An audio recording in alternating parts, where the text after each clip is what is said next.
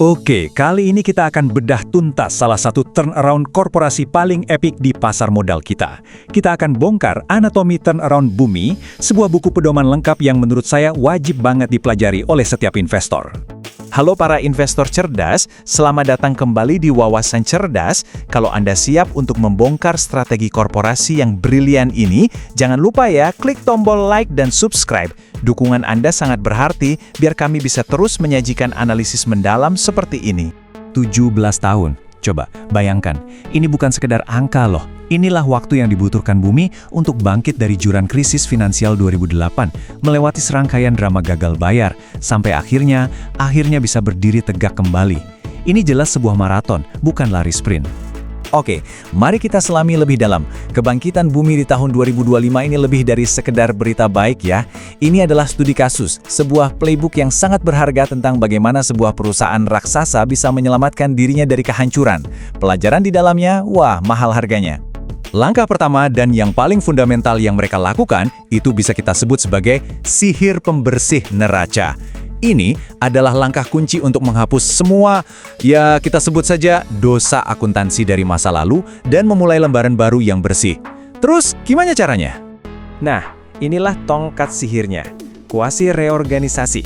Gampangnya gini, ini tuh jurus akuntansi tingkat tinggi di mana perusahaan pakai kelebihan modal dari penerbitan saham atau agio saham untuk menghapus tumpukan kerugian dari tahun-tahun sebelumnya. Hasilnya, voila! Ekuitasnya jadi bersih dan sehat kembali. Dan seberapa besar sih dosa yang dihapus? Angkanya gila banget, 2,28 miliar dolar AS. Itu hampir 40 triliun rupiah.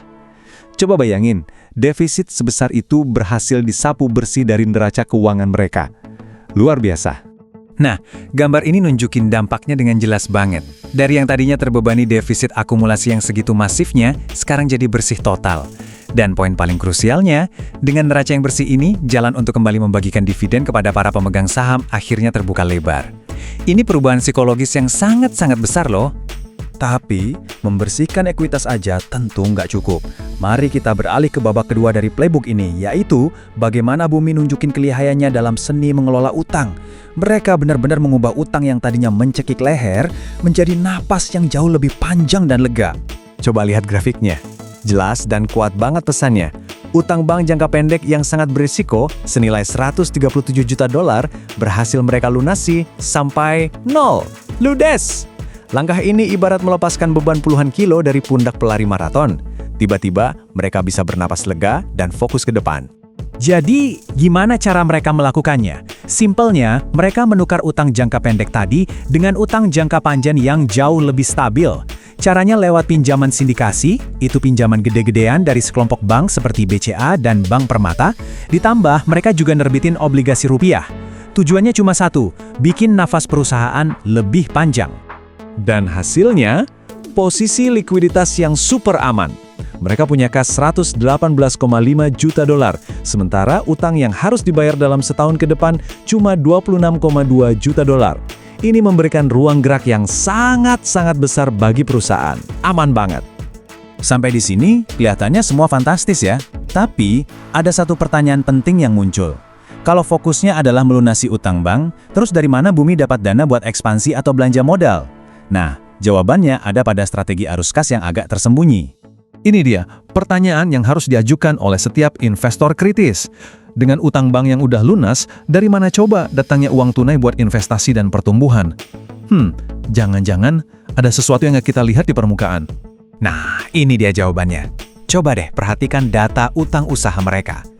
Dari total 135,7 juta dolar, lebih dari setengahnya, tepatnya 79,5 juta dolar, adalah utang ke vendor yang pembayarannya sengaja ditunda lebih dari 90 hari. Jadi, pada dasarnya mereka itu seperti dapat pinjaman tanpa bunga dari para pemasok mereka. Sebuah langkah yang berisiko tapi jenius. Ini membawa kita ke sebuah kesimpulan yang keren banget. Bumi itu nggak cuma bertindak sebagai penambang biasa, tapi mereka juga berperan seperti bankir internal. Mereka pakai arus kas dari para vendornya sebagai alat pembiayaan untuk operasional dan ekspansi mereka. Cerdas banget kan? Contoh paling ekstrimnya itu hubungan mereka dengan kontraktor utama, CLS. Coba lihat. Di satu sisi, Bumi nahan pembayaran utang ke CLS. Tapi, Di sisi lain, Bumi justru kasih pinjaman modal kerja ke CLS.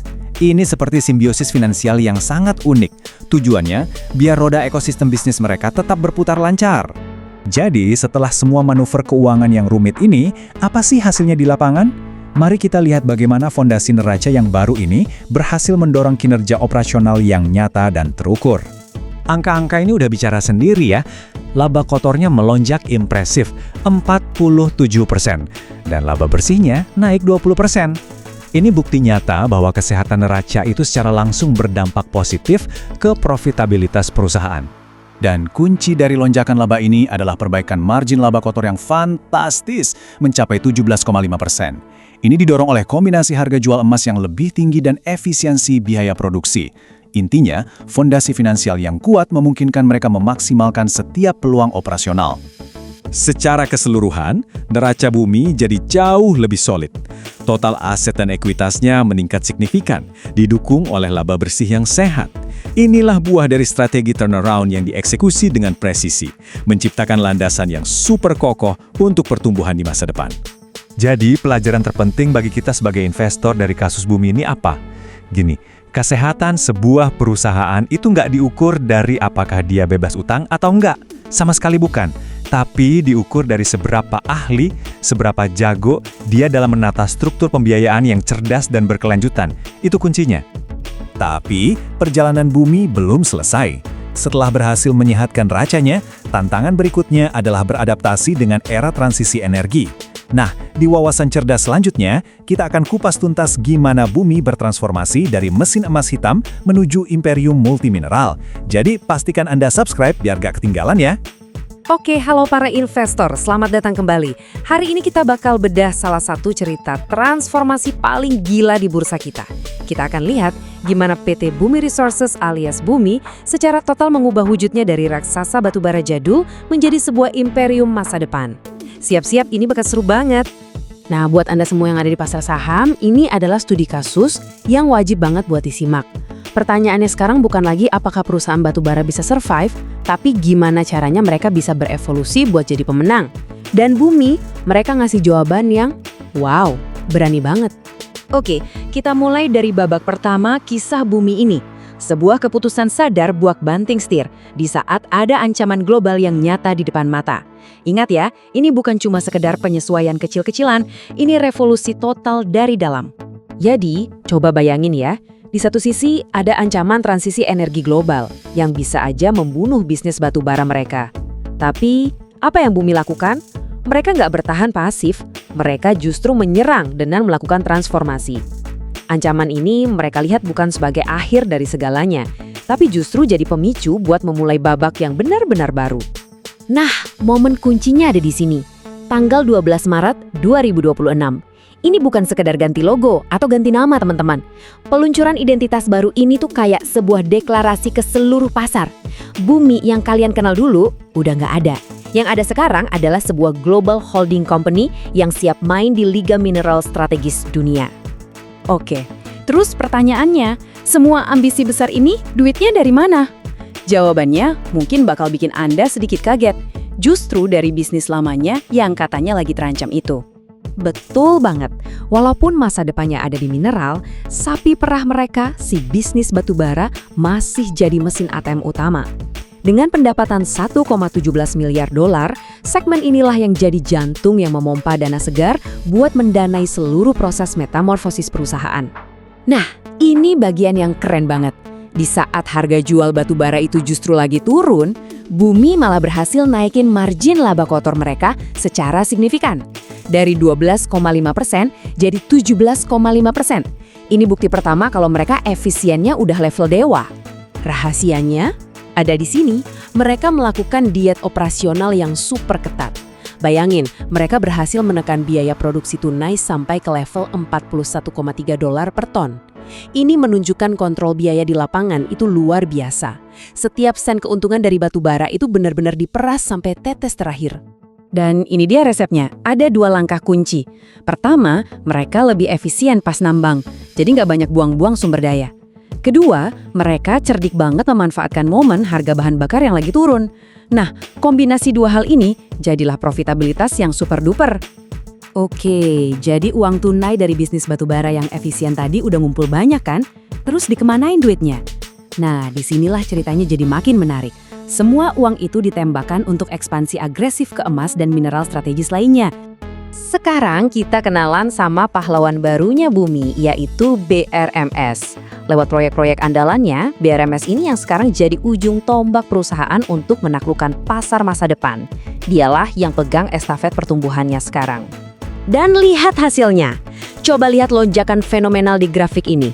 Penjualan emas mereka meroket dari 158 juta dolar jadi 242 juta dolar cuma dalam setahun. Ini artinya apa? Artinya mesin pertumbuhan baru mereka udah nyala dan langsung ngebut. Angka plus 53% ini menegaskan momentumnya yang luar biasa. Ini bukan cuma pertumbuhan biasa, ini tuh ledakan. Sebagian juga dibantu sama harga emas dunia yang lagi tinggi-tingginya. Ini bukti Bumi masuk ke bisnis yang tepat, di waktu yang tepat pula. Dan mereka nggak cuma ngandelin aset yang udah ada loh, Bumi bergerak cepat dan agresif. Cuma dalam 2 bulan terakhir di tahun 2025, mereka langsung nyaplok 2 perusahaan strategis. Ini menunjukkan keseriusan dan kecepatan eksekusi mereka, nggak pakai lama. Kerennya lagi, langkah-langkah ini langsung kelihatan hasilnya di laporan keuangan. Akuisisi Jubilia aja langsung kasih keuntungan instan 9,6 juta dolar. Buat pasar, ini sinyal yang jelas banget kalau strategi akuisisi mereka itu cerdas dan langsung nambahin nilai buat perusahaan. Tapi, transformasinya belum lengkap kalau cuma soal duit. Bumi juga kerja keras buat ganti citranya. Mereka sadar, di zaman sekarang, jadi perusahaan kaya aja nggak cukup. Mereka juga harus jadi perusahaan yang bertanggung jawab dan berkelanjutan. Nah, ini dia peta jalan masa depan mereka. Mereka nggak mau lagi cuma jual batu bara mentah buat dibakar. Visinya adalah mengubah komoditas itu jadi produk kimia yang nilainya jauh lebih tinggi. Ini adalah langkah mitigasi risiko paling cerdas yang bisa mereka lakukan. Soal komitmen mereka ke lingkungan, lihat aja angkanya deh. Ini nggak main-main.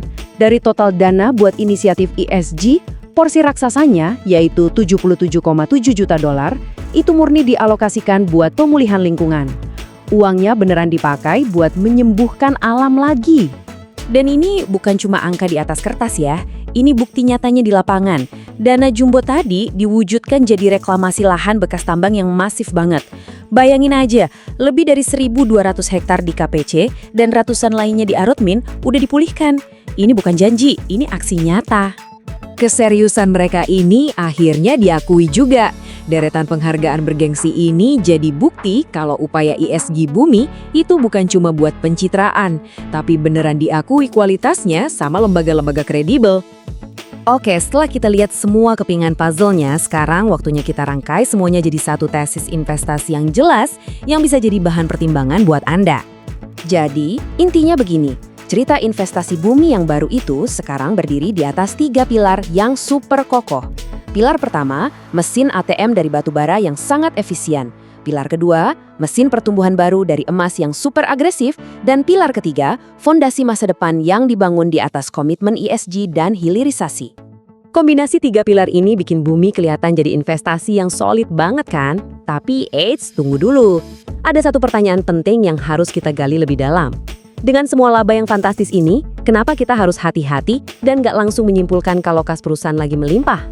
Nah, jawabannya akan kita bedah tuntas di analisis kita berikutnya. Jadi, jangan kemana-mana ya. Halo para investor cerdas. Pernah nggak sih kalian lihat ada saham yang labanya kelihatan meroket, tapi kok harganya gitu-gitu aja? Nah, hari ini kita bakal bedah tuntas satu studi kasus yang seru banget. Kita mau coba asah intuisi kita, belajar gimana caranya baca di balik angka-angka yang mentereng itu, biar kita benar-benar paham apa sih yang sebenarnya terjadi di sebuah perusahaan. Ingat ya, keunggulan kita di pasar saham itu bukan karena kita punya informasi rahasia, bukan, tapi karena kita mau gali lebih dalam daripada yang lain. Dan ya, itulah yang bakal kita lakuin sekarang. Yuk, kita mulai investigasinya.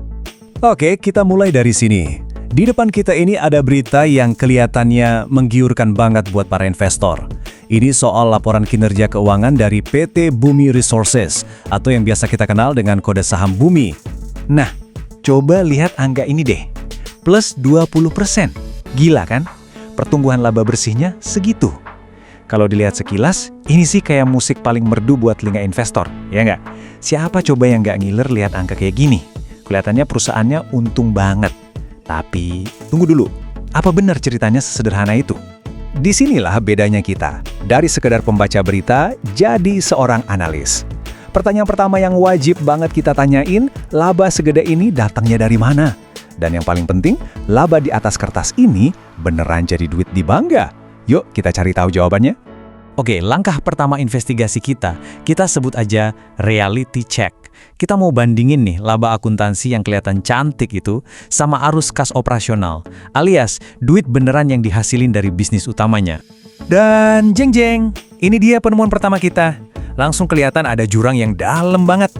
Coba bayangin ya, Bumi laporin laba 122 juta dolar, tapi uang tunai real yang masuk dari operasional bisnisnya cuma 58,6 juta dolar.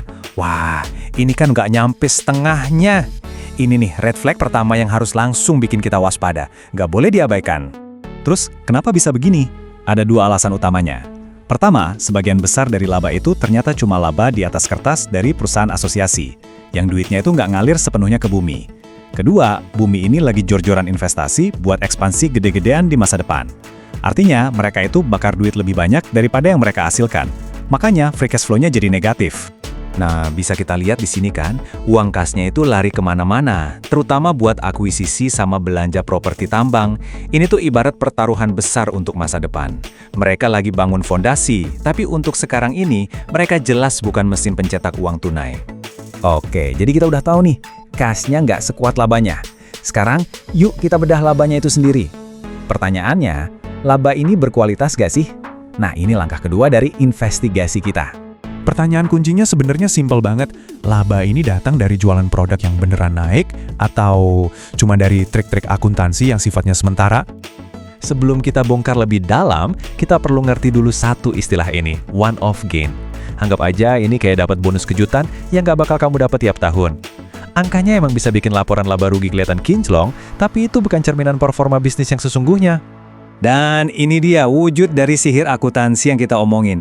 Coba deh lihat komposisinya. Kelihatan jelas kan, sebagian besar laba Bumi ternyata bukan dari bisnis inti operasionalnya, tapi justru dari keuntungan-keuntungan non-operasional yang sifatnya nggak terduga. Inilah dia biang keladinya. Sumber sihirnya itu dari keuntungan akuntansi sebesar 4,5 triliun rupiah dari satu transaksi akuisisi. Istilah kerennya negative goodwill. Yang perlu kita ingat, ini keuntungan di atas kertas ya, bukan duit hasil jualan batu bara. Nah, ini dia kesimpulan yang ya lumayan pahit. Kalau kita bersihin laporan keuangannya, kita buang semua pos-pos yang sifatnya cuma sekali kejadian itu, tahu nggak hasilnya apa? Laba dari bisnis inti Bumi yang sebenarnya, itu justru anjlok 27%. Gila kan? Gambaran ceritanya jadi kebalik 180 derajat dari headline yang heboh di awal tadi, yang katanya naik 20%. Jauh banget bedanya. Oke, pertanyaan logis berikutnya. Kalau arus kasnya minus dan kualitas labanya juga dipertanyakan, kok bisa harga sahamnya tetap tinggi? Jawabannya ada di valuasi dan ekspektasi pasar. Yuk, kita lihat. Tabel ini nunjukin betapa mahalnya valuasi Bumi sekarang. Rasio PI-nya 59 kali. Gampangnya gini, kamu butuh waktu hampir 60 tahun buat balik modal, itu pun kalau labanya nggak tumbuh sama sekali. Jadi jelas, saat ini kamu itu bukan membeli kinerja hari ini, tapi kamu membeli sebuah harapan di masa depan, dengan harga yang super premium. Nah, ini dia kuncinya. Pasar itu nggak lagi ngelihat Bumi sebagai perusahaan batu bara zaman sekarang. Pasar itu sedang membeli sebuah visi, sebuah cerita tentang Bumi yang bakal bertransformasi jadi kerajaan mineral raksasa di masa depan. Jadi dari kasus Bumi ini, pelajaran apa sih yang bisa kita ambil? Simpelnya ada 3 langkah yang bisa jadi semacam toolkit buat kamu menganalisis saham apapun ke depannya. Coba deh ingat-ingat 3 langkah ini. Pertama, cek kasnya. Labanya itu beneran jadi duit nggak? Kedua, kupas tuntas labanya. Itu dari bisnis inti atau cuma kejutan sesaat? Dan ketiga, pahami harganya. Kamu bayar untuk kenyataan hari ini atau untuk mimpi di masa depan? Pada akhirnya, semua balik lagi ke pertanyaan ini. Kamu berani nggak bayar harga super mahal hari ini demi sebuah visi besar di masa depan? Nggak ada jawaban yang salah atau benar di sini. Yang ada hanyalah jawaban yang pas buat profil risiko dan jangka waktu investasi kamu masing-masing. Oke, sebagai penutup, penting banget buat saya sampaikan kalau pemaparan ini tujuannya murni untuk edukasi ya, buat ngasih kamu kerangka berpikir, bukan rekomendasi jual atau beli. Setiap keputusan investasi, untung ruginya, itu adalah tanggung jawab pribadi kamu sepenuhnya. Terima kasih sudah menyimak, sampai ketemu di pemaparan berikutnya.